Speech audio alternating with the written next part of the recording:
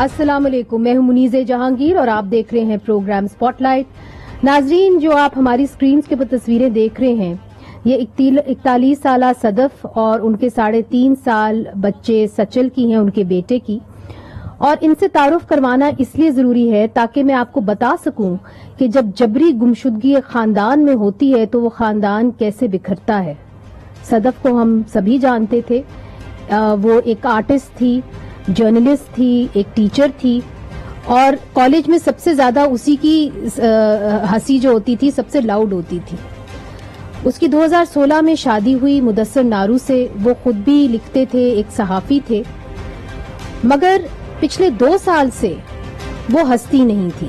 ان کی زندگی کے 2 ہی مقصد بن گئے تھے، ایک اپنے بچے سچل کی پرورش کرنا اور دوسرا اپنے خاوند مدثر نارو کی کھوج لگانا اور ان کو تلاش کرنا۔ آئیے آپ کو دکھاتے ہیں کہ صدف کے ساتھ کیا ہوا۔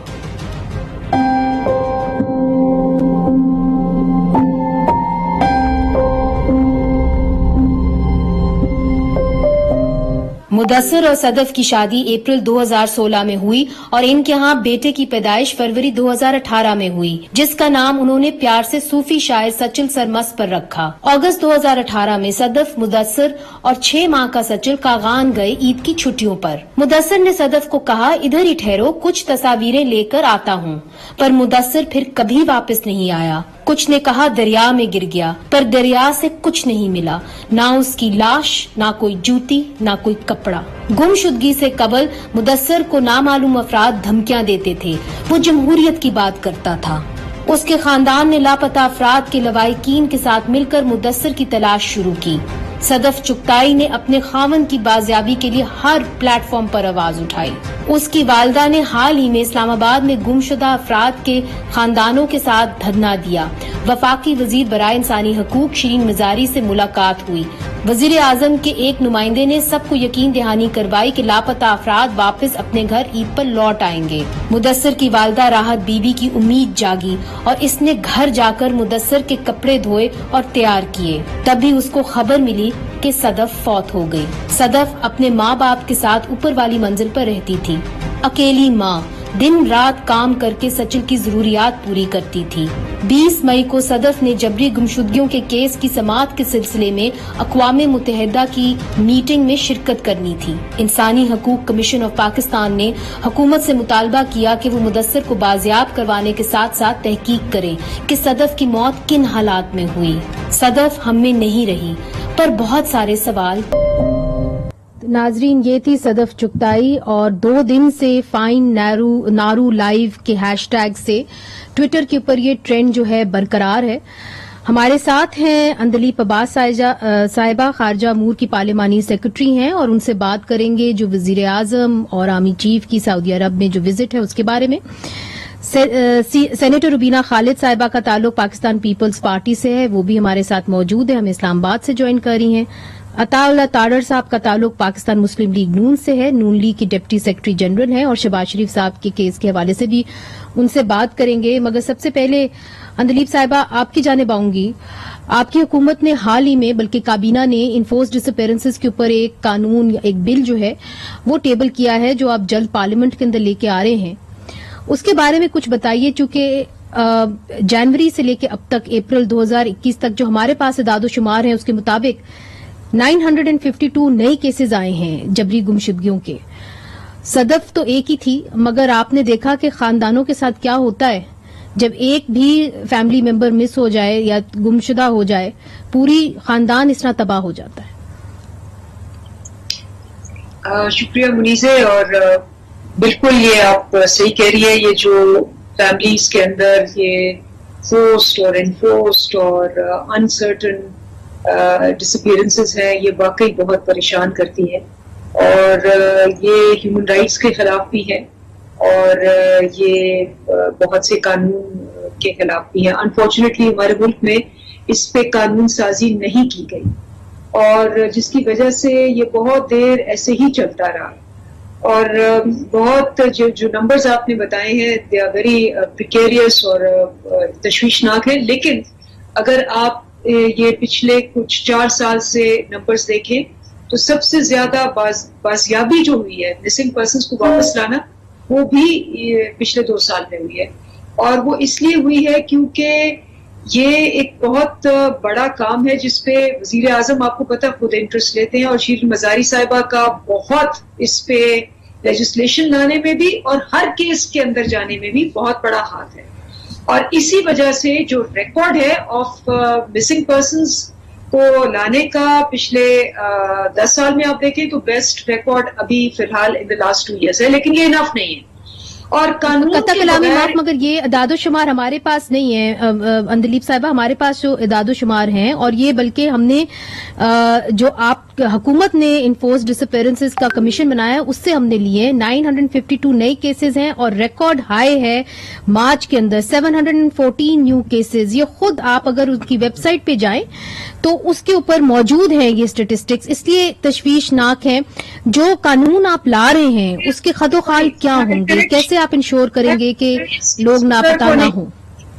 میں اس فگر کو نہیں کر رہی, میں کہہ رہی ہوں کہ جو بازیابی کا فگر ہے کہ جو گم ہو جاتے ہیں اور اس کے بعد ملتے ہی نہیں ہیں, وہ پرسیو ہی نہیں ہوتے کیسز, ان کا پتہ ہی نہیں چلتا. پچھلے 2 سالوں میں ان کی بازیابی کا ریشیو ہائیسٹ ہے, میں اس پہ بات کر رہی ہوں نمبر 1. لیکن پھر بھی بہت یہ تشویشناک ہے اور یہ اس لیے بڑھتے گئے اتنے سالوں میں کیونکہ ان پہ کوئی قانون سازی نہیں کی گئی اور ان کو کرمنلائز نہیں کیا گیا اور ان کو قانون کے دائرے میں نہیں لایا گیا. کیوں نہیں لایا گیا مجھے نہیں پتا, یہ تو آپ کو ان حکومتوں کا پوچھنا چاہیے. ہم نے تو آتے ہی سب سے پہلے یہ وعدہ کیا تھا, ہم لے آئے ہیں نیشنل اسمبلی میں, ہم پیش کریں گے. ضابطہ الرٹ بل بھی ہم لے کے آئے تھے اور ہم نے اس پہ پورا کام کیا تھا. جیسے میں نے کہا بہت سے ایسے بلز ہیں جو پہلے ہیومن رائٹس پہ نہیں تھے اب آئے ہیں, آن ریکارڈ ہے. چلیے ان سے پوچھ لیتے ہیں اندلیب صاحبہ, ان سے پوچھتے ہیں. پیپلز پارٹی بھی ہمارے ساتھ بیٹھی ہوئی ہے, پی ایم ایل این بھی ہمارے ساتھ بیٹھی ہوئی ہے. عطا طاہر صاحب آپ چونکہ وکیل ہیں, جو میں نے دیکھا ہے وہ بل اور کچھ لیک ہوا ہے, ظاہر ہے پورا بل تو ہمارے پاس نہیں آیا, اس کے اندر یہ ہے کہ 3 مہینے سے 1 ماہ تک آپ کسی بھی شخص کو اپنے پاس رکھ سکتے, کسٹڈی میں رکھ سکتے. آپ اس کی فیملی کو تو انفارم کر دیں گے مگر اس کے خلاف مطلب کورٹ میں آپ اس کو نہیں لائیں گے اور کسی قسم کی قانونی چارہ جوئی اس کے اوپر نہیں ہوگی. یہ بل جو ابھی اس کے خد و خال سامنے آئے ہیں چیدہ وہ میں آپ کو بتا رہی ہوں.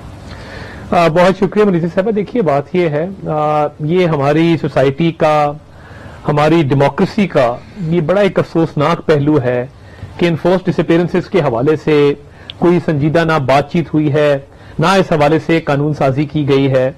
اور دیکھیے جتنی قدغن پچھلے 2.5-3 سال میں آزادی اظہار رائے پہ لگی ہے, تمام حقوق بھی اگر سلب کر لیے جائے نا جی, تو یہ آزادی اظہار رائے کا جو حق ہے یہ تمام ان باقی حقوق کی تلفی کے اوپر, ان حقوق کو سلب کیے جانے کے خلاف آواز اٹھانے میں آپ کو مدد دیتا ہے.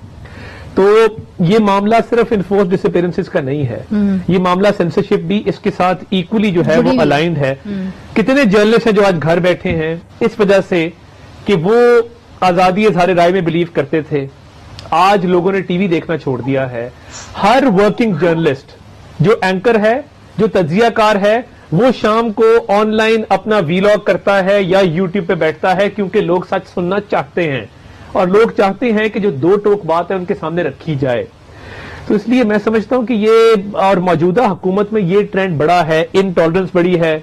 قانون سازی کے حوالے سے دیکھ لیجیے, یہ بل پہلے بھی لیک ہوا تھا جہاں انہوں نے فیڈرل اتھارٹیز کو یہ رائٹ دے دیا تھا کہ کسی بھی شخص کو 30 days اینڈ دین اندر ایکسٹینشن آف 30 days اس کو پابند سلاسل کیا جائے گا وداؤٹ اینی ٹرائل, اور اس کو کسی بھی کورٹ میں پریزنٹ کرنے کی ضرورت نہیں ہوگی.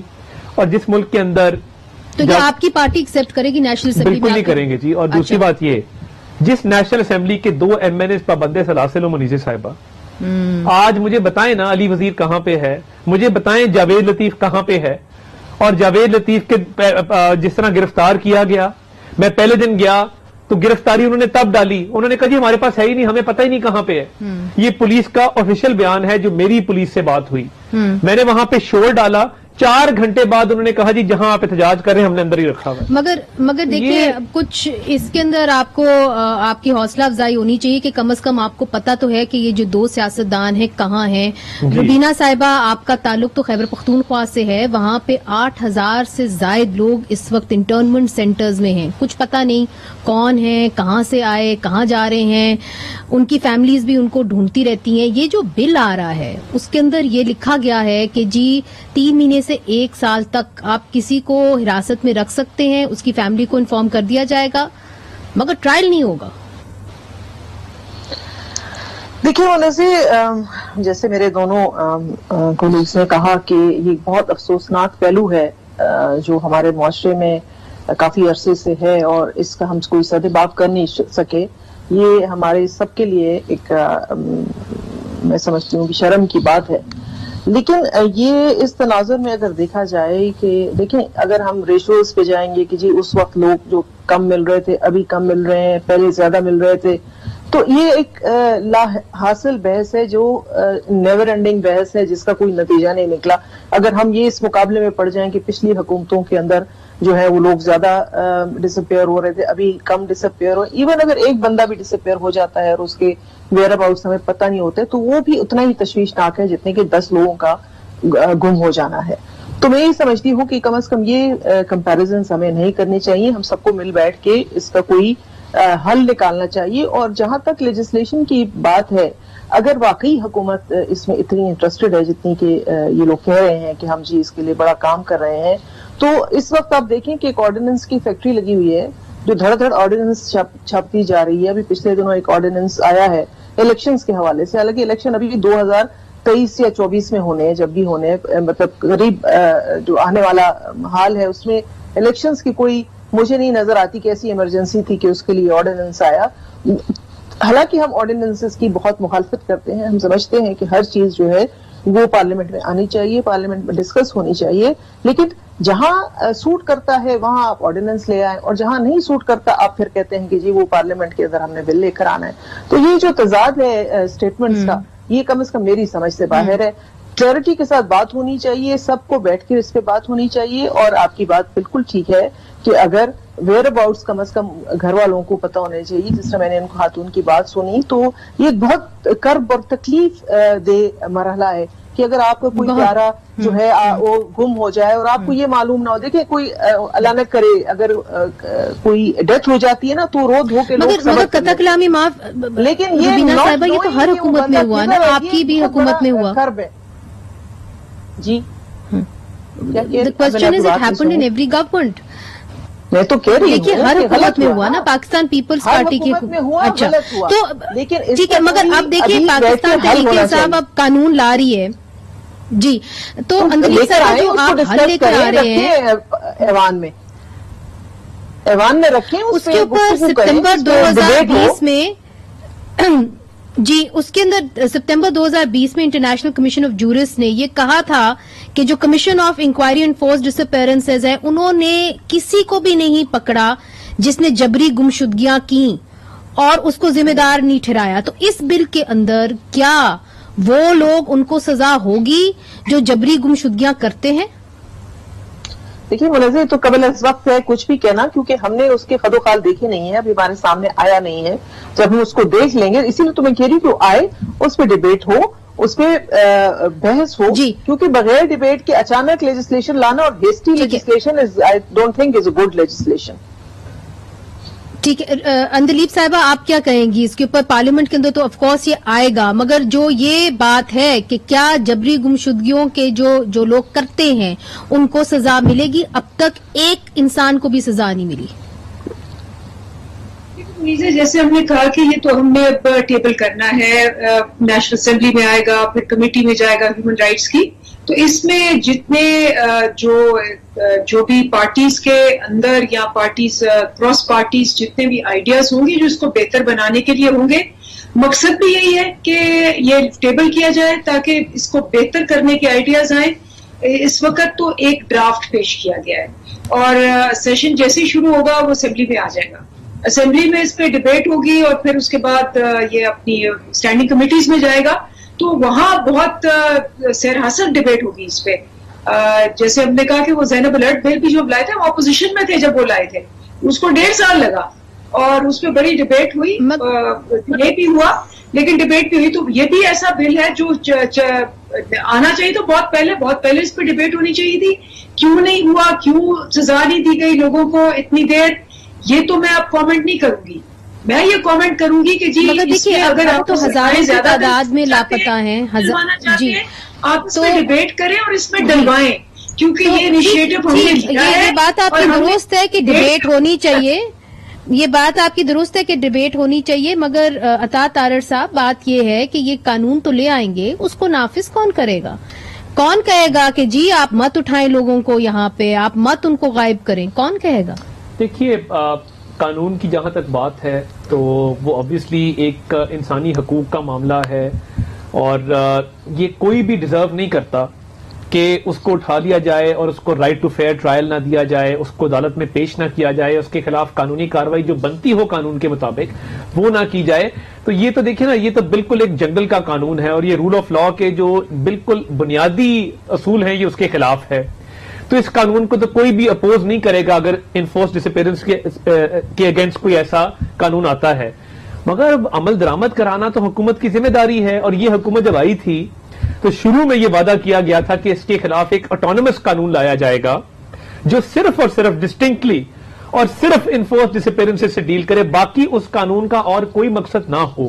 وہ پروٹیکشن دے صحافیوں کو, وہ پروٹیکشن دے تمام ان طبقات کو جن کا استحصال کیا جاتا ہے کہ ان کو رائٹ ٹو فیئر ٹرائل ملے, ان کو یہ رائٹ ملے کہ ان کو کسی عدالت کے سامنے پیش کیا جائے اگر ان کا کوئی جرم ہے اور ان کو پکڑا جاتا ہے.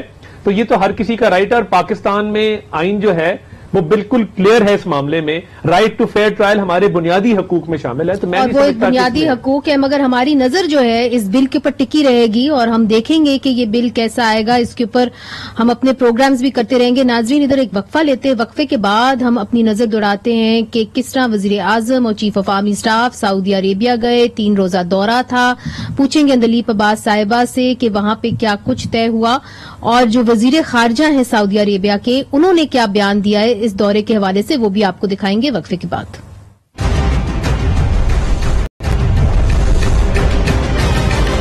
The relationship with India, I really want to commend what has been achieved recently of a calming of tensions and a ceasefire. This is an excellent step in the right direction, and we will only work to encourage that process and to make sure that tensions continue to be reduced between both nations. As you mentioned, we have a growing good relationship with India. We hope we can help everybody to work towards a reduction in tension.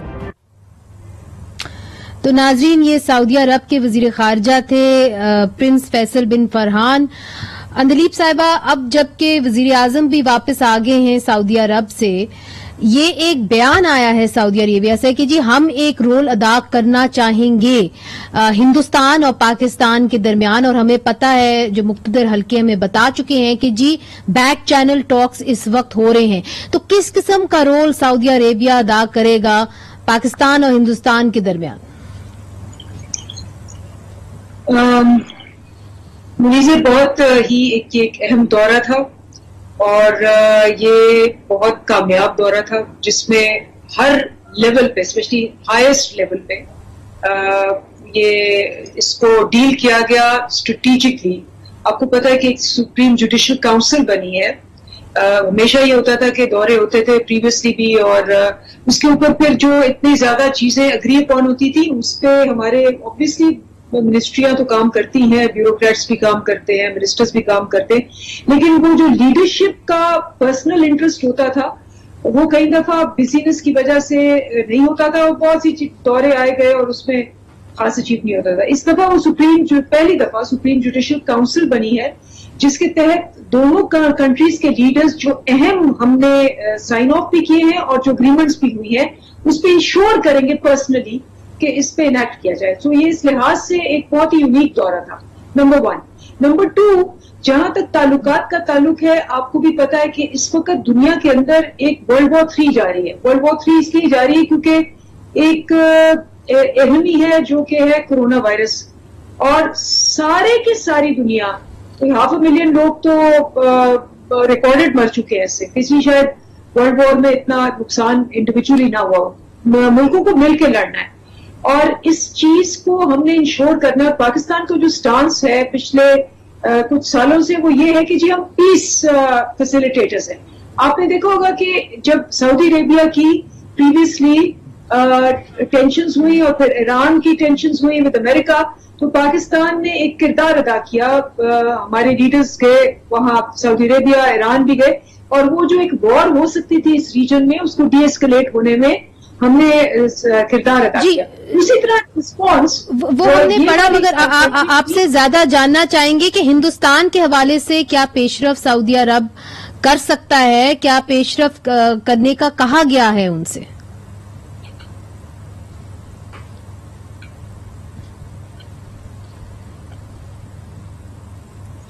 جی یہ تو انہوں نے exactly ایک reciprocal طریقے سے کہا کہ جی جیسے ہم نے ان کو کہا ہے کہ جی اینی تھنگ, کیونکہ آپ کو پتا ہے سعودی عربیہ نے بڑی کلیئرلی کہا ہے کہ we want to talk with Iran, اور ایران نے بھی بہت پازیٹیولی ان کو رسپانس دیا and we have welcomed it. And ہم نے کہا کہ جی بالکل اس خطے میں اور باقی دنیا میں بھی آج کل جو حالات ہیں اس میں ہم سب کو پیس کے لیے زبردست فائٹ کرنی چاہیے. انہوں نے رسپانس کہا کہ جی آپ بالکل صحیح کہہ رہے ہیں, کوئی کانفلکٹس جو آپ کے درمیان میں اور کنٹریز کے درمیان میں, ویڈ لائک ٹو انشور کہ یہ کانفلکٹس جو ہیں یہ ریزنبلی اور میوچلی بینیفیشلی حل ہو. تو یہ اس کانٹیکس میں بات ہوئی بیکاز پورے ریجن کے اوپر بات ہو رہی ہے. اب روبینہ صاحبہ آپ کی جانب آؤں گی. ایک بیان آیا یو اے ای کے جو ایمبیسڈر ہیں, انہوں نے کہا کہ ہمارے ملک نے ایک بڑا ہی اچھا رول ادا کیا ہے اور سیز فائر کرایا ہے ہندوستان اور پاکستان کے درمیان, اور اسی لیے پاکستان اور ہندوستان کے درمیان معاملات بہتر ہوئے ہیں. اس کا مطلب یہ ہے کہ بیک چینلز میں کافی پیش رفت ہوئی ہے. آپ کی پارٹی کا موقف یہ رہا ہے کہ یہ معاملات پارلیمنٹ کے اندر لے کے جائیں, مگر ایک یہ پرسپشن ہے کہ اگر پارلیمنٹ کے اندر معاملات آئیں گے تو اس کے اوپر کوئی پھر کنسنسس نہیں ڈیولپ ہو پائے گا.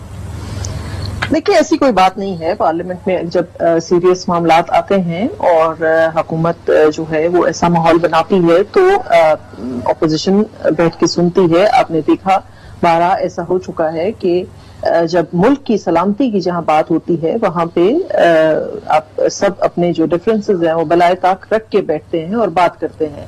یہ پچھلے 2-3 سالوں میں جو واقعات ہوئے ہیں اس کے اندر یہ کھل کے معاملہ سامنے آیا ہے.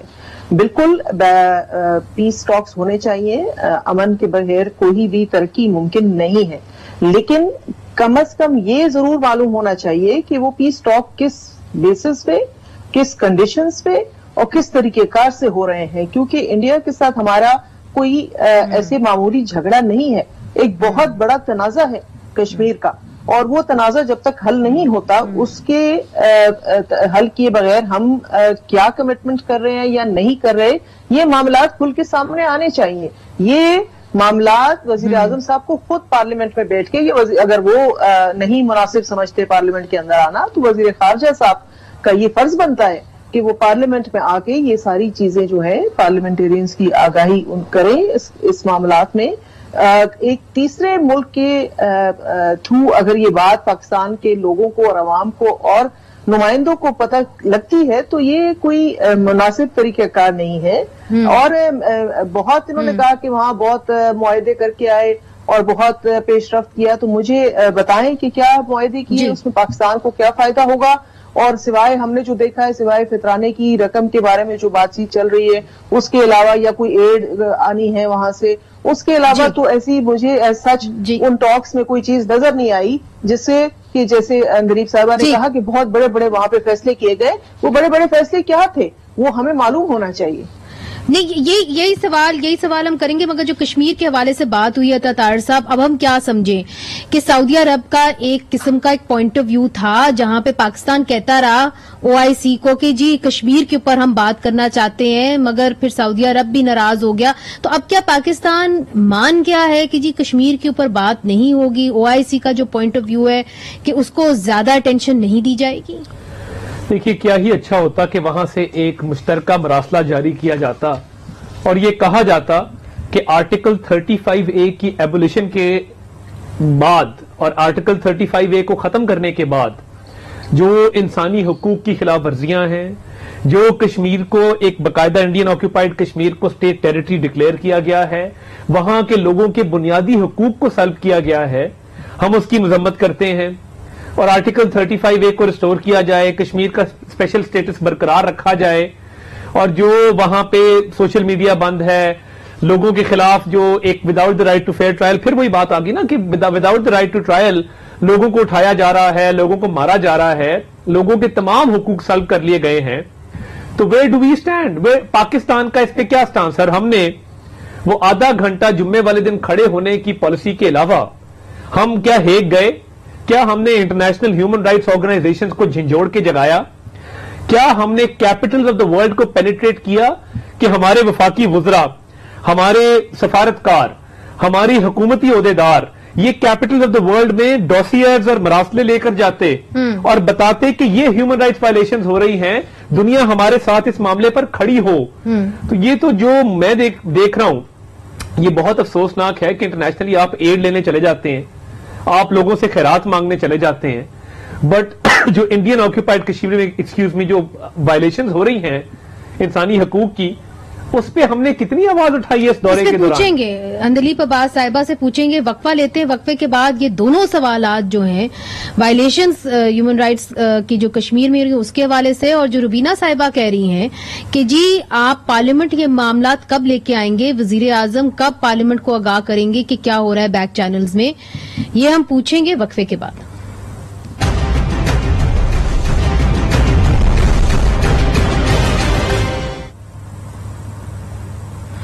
ویلکم بیک ناظرین. اب جو شہباز شریف صاحب کے حوالے سے ایک معاملہ چل رہا ہے جہاں پہ شہباز شریف صاحب کو لندن جانے کی اجازت نہیں دی جا رہی، چونکہ لاہور ہائی کورٹ نے تو کہا تھا کہ ان کو ون ٹائم ایک دفعہ کی اجازت دے دی جائے گی لندن جانے کی، مگر نہیں دی گئی.